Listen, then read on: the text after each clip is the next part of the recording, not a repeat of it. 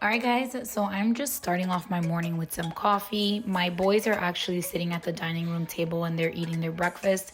And I'm just organizing around the house. There's a couple things that have to get organized. And then I'm going to also start setting up some of the curriculum. In a little bit, you guys are going to see a clip of the kids getting into the van. You guys should know by now that I do transport some of the daycare kids with me to take my oldest children to school. I am a mom of two. I have one child in kindergarten and the other one in 4th grade. And I got to do what I got to do and get them to school.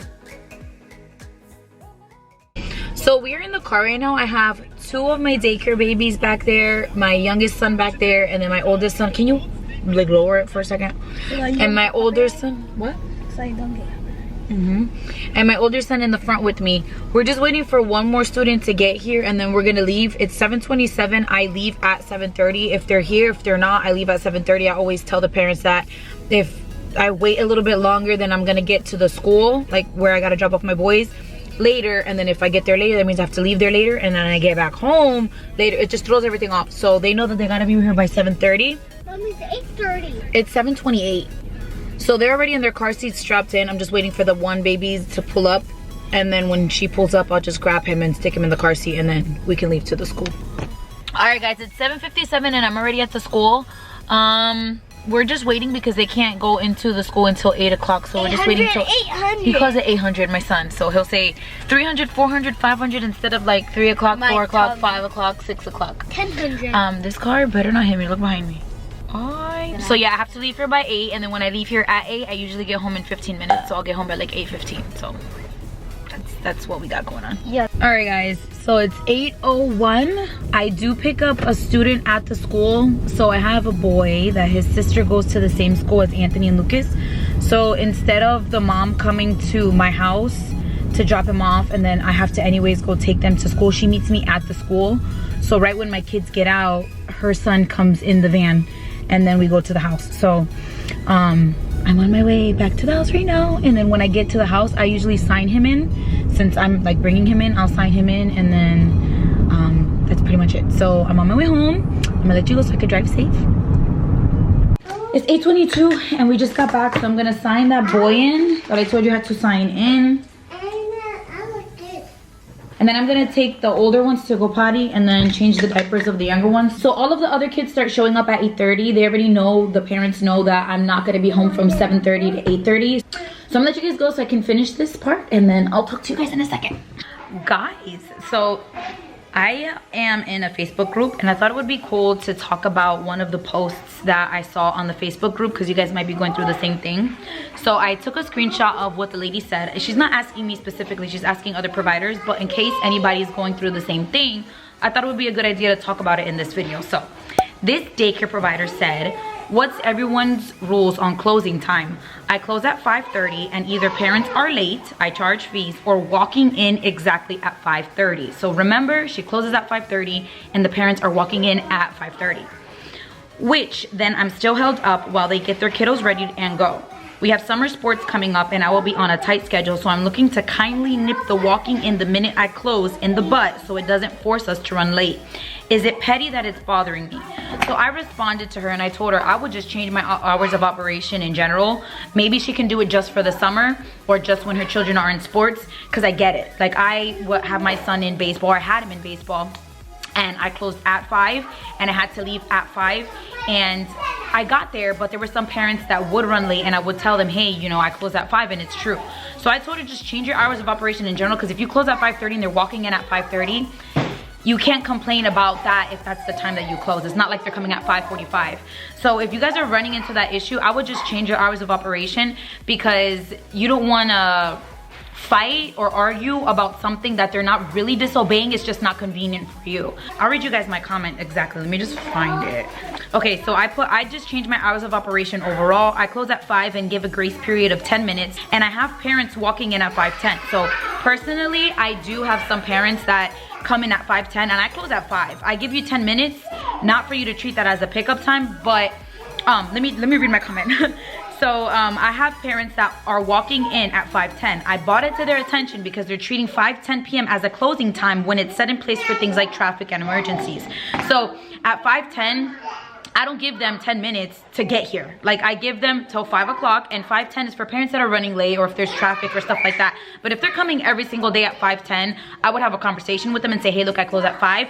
I get that I give you guys 10 minutes of grace, but that's not for them to treat 5:10 as my closing time. Because they're like, oh, she closes at 5, but I have till 5:10 before she starts charging me. I'll just get there at 5:08, 5:09, 5:10, when that's not what it's for. It's for emergencies. If I wanted to close at 5:10, I would set it at 5:10, but I close at 5. So if you're running into a situation like that, I would just close my hours of operation and let them know, hey, you know, I have summer sports with my kids. 90% of the times the parents can be understanding. Some of them might not. It depends on your group of parents. My parents are amazing. I love all of my daycare parents. If there's ever anything that I have to get done, or if I ever have to close a little bit early, which has happened for like my son's plays, like Christmas plays, or meet the teacher, I think I closed a little bit earlier, but things like that, I let them know way in advance. I don't let them know the day of. I'll let them know when I find out a specific date, but I just go about it like that. But I have a good set of parents.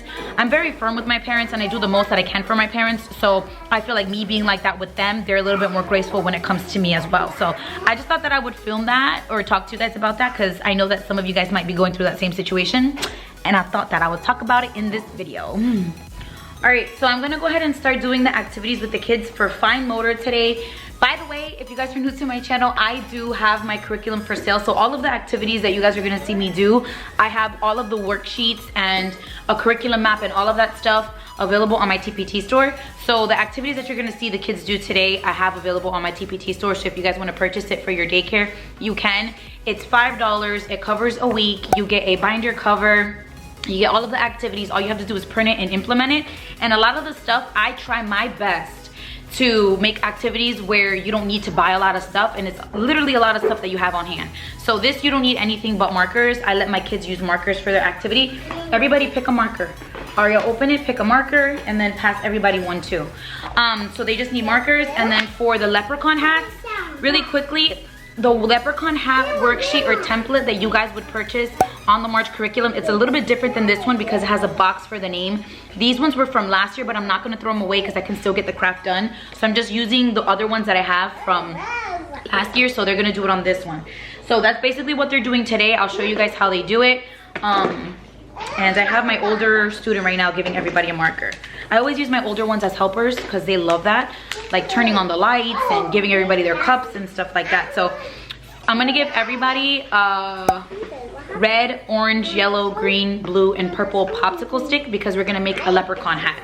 Where's your red popsicle stick? You guys find it for me? Get your red one. Where's red? Presley, get your red one. Good job. So we're gonna make it, okay?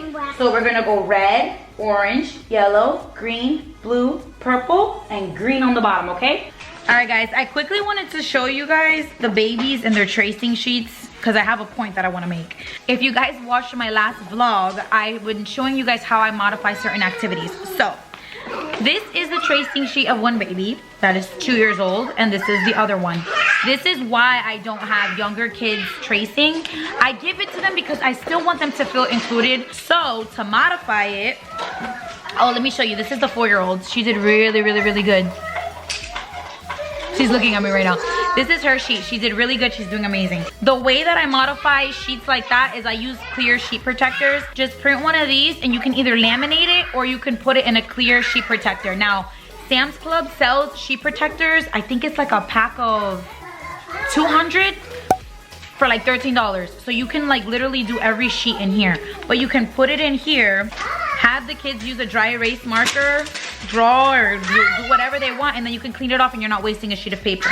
So for younger kids, if you want them to trace, just use clear sheet protectors and then you don't waste the sheets and stuff like that. So I just wanted to tell you guys how I modified that activity. All right, guys, so I am starting lunch now. I'm making arroz con salchicha. It's basically yellow rice and little Vienna sausages. You cut them up into little pieces and you mix it in. If you guys are Hispanic, you guys know that that's basically like a kid meal. They love it. I never make that like for my family for dinner because it's more like for kids, if that makes any sense. So I'm making that right now. They wanted cereal for breakfast. I had my little girl walk in this morning and say, Miss Ashley, I want cereal. And I was like, all right, we'll do cereal. And I feel like whenever they eat like a light breakfast, I consider cereal light because the eggs with sausage and the eggs with salami or oatmeal, pancakes, those things fill them up more. So whenever I have a light breakfast, I give them a heavier lunch. So they're gonna have arroz con salchicha, and anytime I cook rice, guys, my kids knock out for nap time. I think it's because it fills them up so good. So they're gonna eat that right now. The kids are having indoor play right now.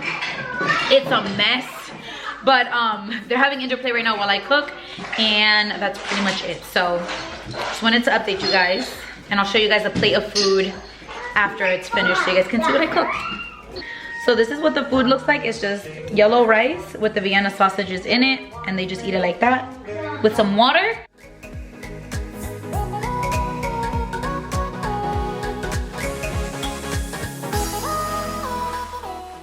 All right, guys, so I'm waking up the kids now from nap time. They just put the cots away, they put their blankets away. I'm about to change their diapers like that. Aiden, help him, Arya. I'm about to change their diapers and then get them ready for snack. And then it's just gonna be like my closing routine, like cleaning the tables, cleaning the chairs, sweeping the floor, mopping the floor, and organizing. That's pretty much it. So I'll go ahead and update you guys in a few. You have to go potty? Go. And I'll see you guys in a little bit.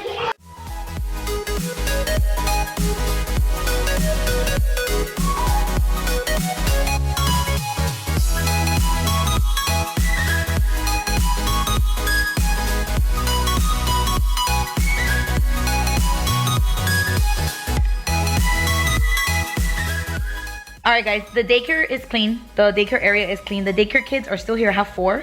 They're sitting down right now. They all have their shoes on and they're waiting for mom and dad to come pick up. So I'm sitting on the couch watching them.